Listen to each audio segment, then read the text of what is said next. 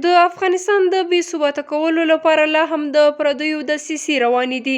پخواني ولسمشر حامد کرزي د افغانستان په اړه د سیمې د هیوادونو په جوړ شوي آنلاین کنفرانس کې د خبرو پر مهال ویلي چې په ځینو ولایتونو کې وروستیو پیښو ته په کتو داسې ښکاري چې د پردیو له لوري لا هم د افغانستان د بې ثباته کولو دسیسه دوام لري او هڅه کوي جګړه دوام وکړي.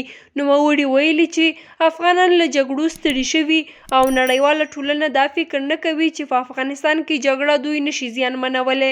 د په خبره که نړیوال په رښتیا د خپل امنیت په اړه اندېښنه لري نو له افغانستان سره د رښتینې همکاري وکړي څو د ترهګرو ډلو فعالیتونه کابو کړل شي او د دوی پر وړاندې پر وخت اقدام وشي.